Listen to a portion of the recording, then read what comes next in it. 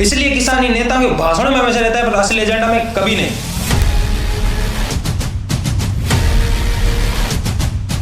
अगर बीजेपी ने इस एग्रीकल्चर मार्केट को खोलने की गलती कर दी, केटल्स और गाय के खाने में ये लोग मीट मिला रहे हैं।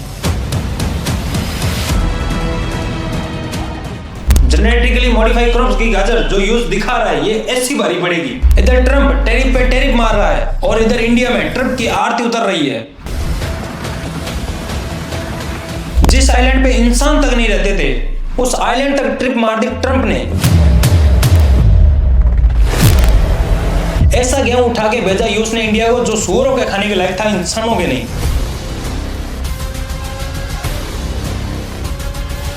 अगर वॉर नहीं रोकी तो गेहूं बंद कर दूंगा, जो करना है कर लो।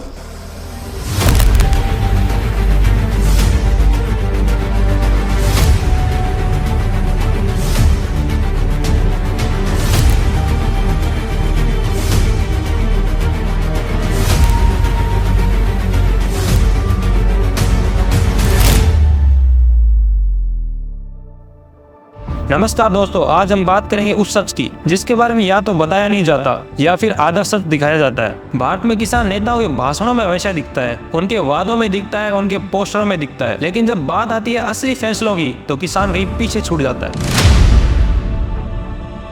लेकिन यहाँ सिर्फ भारत की नहीं बल्कि ग्लोबल पॉलिटिशियन और इंटरनेशनल ट्रेड वॉर की कहानी है, जहाँ खेत सिर्फ खेत नहीं बल्कि मार्केट है, जहाँ गेहूँ सिर्फ फूड नहीं बल्कि वेपन है, और जहाँ किसान सिर्फ मेहनत कश नहीं बल्कि टारगेट है। तो आइए समझते हैं ये पूरा गेम चलता कैसे।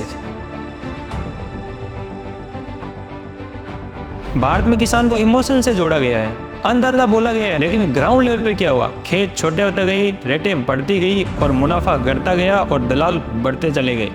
हर सरकार आई, वादे हुए, लेकिन सिस्टम वही रहा और किसान उसी संघर्ष में रह गया।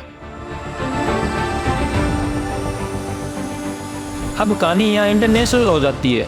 अमेरिका और बड़े देश एग्रीकल्चर को फार्मिंग नहीं, वो इसे बिजनेस समझते हैं, और जहाँ बिजनेस होता है वहाँ वादा भी होता है। डोनाल्ड ट्रंप के टाइम वॉर शुरू हुई और ट्रैफिक पे ट्रैफिक लगाए गए, यहाँ तक जिस आइलैंड पे इंसान तक नहीं रहते थे उस पर भी ट्रैफिक लगा दिया गया। ये मैसेज था कि ग्लोबल मार्केट हमारी शर्तों पे चलेगा। एक तरफ दोस्ती की बात और दूसरी तरफ इंडिया को ऐसा गेहूं भेजने की कोशिश जो वहाँ एनिमल फूड माना जाता है, यानी वो फूड जो वहाँ सूअर को खाने के लिए दिया जाता है। विकासशील देश के लिए वही फूड सप्लाई बन जाता है, और ऊपर से साफ वार्निंग, अगर युद्ध नहीं रोका तो गेहूं बंद, मतलब फूड नहीं वेपन। यहीं से समझ में आती है गेम।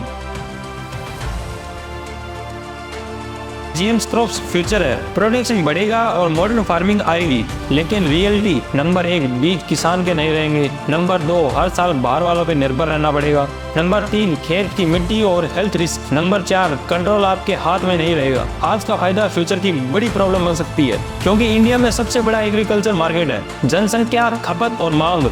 अगर खेती कमजोर पड़ जाए तो निर्भरता बढ़ेगी, निर्भरता बढ़ने का मतलब कंट्रोल किसी और के हाथ में देना।